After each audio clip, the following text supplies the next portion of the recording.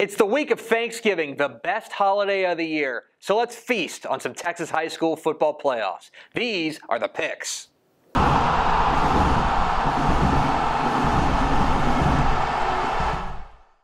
Welcome into the picks, your guide to the Texas high school football weekend. My name is Greg Tepper of Dave Campbell's Texas Football and txhsfb.com. Thank you so much for tuning in, and happy Thanksgiving to you and yours. Congratulations on making it to the best day of the year. Now, why is it the best day of the year? Well, I mean, there's, family and there's food, but more importantly, there is football. The Texas high school football playoffs are just heating up. We are into the second round, and oh, look, it's my picks. They're scrolling down here at the bottom of the screen. So we're going to pick every single Texas high school football playoff game this weekend, all 176 of them. I'm either going to say them out loud or they're going to be down here in the scroll. So keep an eye on both, but big games all across the state. We start in Mexia. 6 o'clock Friday night at Black Cat Field in Mexia. It is a 3A Division II slugfest between the Gunner Tigers and the Lexington Eagles. What are the keys to this matchup? Well, key number one, Lexington's weaponry against Gunner's defense. And this is the strength for both of these squads. Lexington's offense has been fantastic. We knew they would be great with their outstanding running back, Jacoby Speedy Cooper, but the addition of this freshman quarterback, Sheldon Springer, has really given the Eagles an extra edge offensively, one that honestly is an embarrassment of riches. But they're going up against one of the very best defenses, not just in 3A, but in all of the state in Gunner, a team that is giving up just 6.5 points per game. They are fast and they are sound. So what happens when this high-powered Lexington attack takes aim at this Gunner defense? Key number two, the Tigers' ground game. If you've seen Gunner play, you know that they like to keep the ball on the ground and run it out of that modified option offense. And even though they got a great quarterback in Ethan Everson, he's a big reason why they won the state 7-on-7 tournament this summer, they like to run the ball and run the ball a lot. They have 8 different players who have run for more than 100 yards this season. But Lexington's defense is dangerous, and they're very sound against the run. Linebacker Aaron Allert leads a very good Eagles defense. So, can Gunner get a little bit of traction on the ground, or will it be Lexington's defense that takes center stage? And key number three, health. We're talking about 3A Division II teams here. These are not big schools. If you were to combine the student enrollment of Lexington and Gunner high schools, it would not equal 600 students. So small schools, small towns, and small rosters. Not a ton of depth on either side. Gunner has been bit by the injury bug already this year. Braden Clopton is already out for the year, one of their outstanding playmakers. Dylan Jantz has been battling injuries, although he is back now for this game and apparently healthy. So, in a game that figures to be close, does the injury list play a factor? Who am I picking? I'm going with Gunner. I think the difference here is the defense. The Tigers' defense is just so fierce, and I think they're going to be able to take away at least one part of this high-powered Lexington attack, make them a little bit one-dimensional. To me, this is a game dictated by pace. If Lexington can get the score up into the 30s, that definitely benefits them. But if this is a low-scoring matchup, I think that's a benefit for Gunner. Not to say Gunner can't score, but I think that their defense is the dominant force in this one. I think it's close. This is a game we've been looking forward to for a while, but I think Gunner comes away with a victory.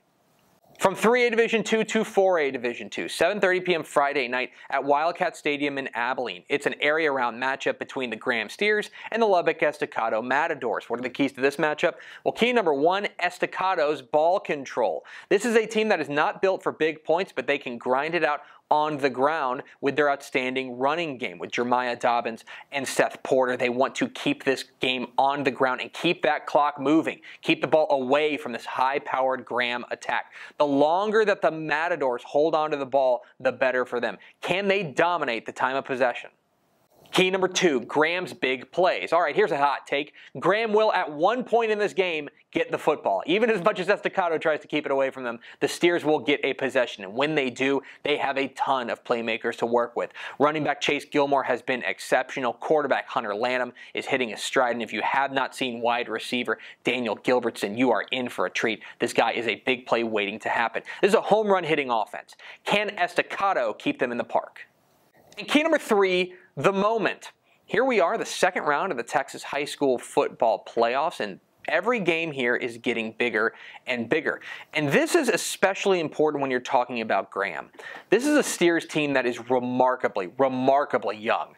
Tons of sophomores are playing key roles for this Graham team. Estacado, a lot of seniors, a lot of kids who have been here before, a lot of guys with big game experience. That is not the case on the Graham side. And sometimes we do see teams where the moment gets too big for them.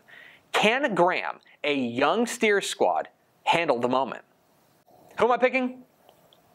I'm going with Graham. I think that this big explosive offense is really hard to contain right now, and as good as Estacado's defense has been, I'm not sure that they have an answer for this Steers attack. Not to mention Graham's defense is pretty decent as well, especially when it comes to taking the ball away. To me, the name of the game is whether or not Lubbock Estacado can keep the ball away from Graham. Dominate time of possession, hold the ball for 28, 30 minutes of this game. If they do that, they've got a fantastic shot. But for now, I think Graham gets this game into a shootout. I think the Steers take home a win.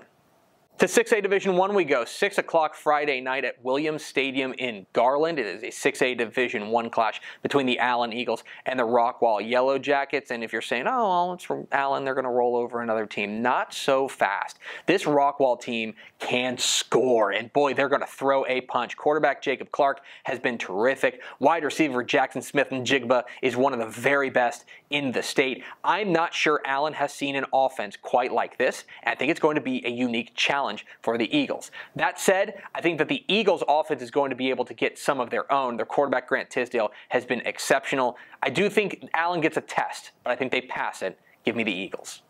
7:30 p.m. Friday night at Waller ISD Stadium, the Hutto Hippos take on the Angleton Wildcats in a 5A Division I area round matchup, and two big offenses in this one. I think this Angleton team is really rounding into form. Running back Jordan Jones and quarterback Seth Cosma form a very potent 1-2 punch. I think that Hutto's offense is going to get a big test as well. Their quarterback Chase Griffin has been exceptional all year long, and you know all the weapons that they have. I think this does have a chance to be a bit of a shootout, but I think the Hippos stay perfect. Give me Hutto.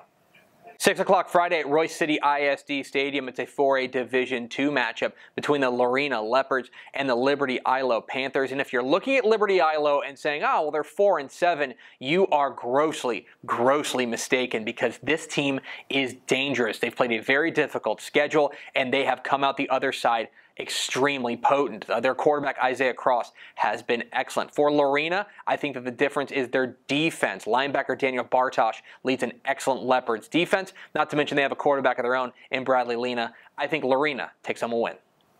To 3A Division I we go. 2 o'clock Friday afternoon at Meredith Memorial Stadium in Mineola. Jefferson puts their unbeaten record on the line against Malakoff, and if you're into speed, you're going to love this game. A lot of really talented and fast athletes on the field in this one. Jefferson's got TQ Jackson, as well as this outstanding waterbug running back D Black that I think is one of the very best underrated players in the state. Going up against a Malakoff team with plenty of speed themselves, led by running back Andreas Garrett. I think this game is close and Jefferson gets a push, but I do think Jefferson takes home a win. And 7 o'clock Friday night at Wildcat Stadium in Emory. It is a 2A Division II area round matchup between the Lovelady Lions and the Munster Hornets, and I think this has all the makings of a low-scoring slugfest. Two teams that are very physical and play fantastic defense. My question is, who can find that offensive breakthrough? Neither team's going to give up an inch, but I think quarterback Parker McGrew leads the defending champs to a win. Give me Munster. But those are far from the only big games in the second round of the Texas High School Football Playoffs. Remember, all my picks are scrolling down here at the bottom of the screen. Let's get to the lightning round. In 6A Division I like South Lake Carroll over DeSoto. Give me San Benito over PSJA North. And Dickinson gives North Shore a scare, but North Shore takes home the win. 6A Division II now, I like Arlington to stay perfect with a win over Amarillo Tascosa. And give me Klein Collins to beat Austin Vandergrift. Sensational matchup in Region 3, I like Houston Strake Jesuit to beat Beaumont Westbrook. And in a very close one, I like Cibolo Steel over San Antonio Brandeis. 5A Division I now, Grapevine takes down Amarillo Caprock. Give me San Antonio Southwest over Corpus Christi Flower Bluff. And in a rare matchup of defending 5A champions, I like Highland Park over College Station. Let's go to 5A Division II now. Burleson Centennial gets by Corsicana, and give me Lubbock Cooper over El Paso Austin. Corpus Christi Calallen beats San Antonio Alamo Heights, and in a little bit of an upset special, I like Huntsville over Manville. 4A Division I now, give me Canyon to beat Seminole, and Kennedale squeaks by Paris. Lavernia edges Lampasas, and Splendora keeps it rolling with a win over Van. Down in 4A Division II, I like Giddings to beat Liberty, and Cuero beats Rio Hondo. 3A Division I now, give me Wall over Bushland, Franklin takes down Troy, and Goliad beats Marion.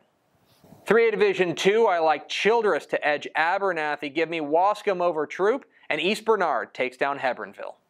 In 2A Division I like New Deal to outgun Stanford, and give me Bosqueville to beat Celeste.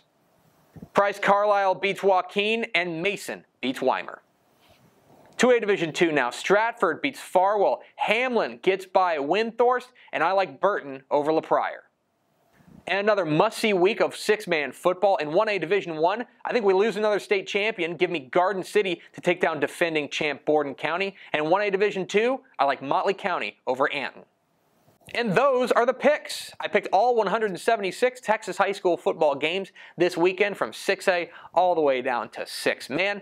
Whether they were scrolling down here at the bottom of the screen or I said them aloud, either way, let me know, what am I wrong about? Leave comments down below. Don't forget to hit that subscribe button.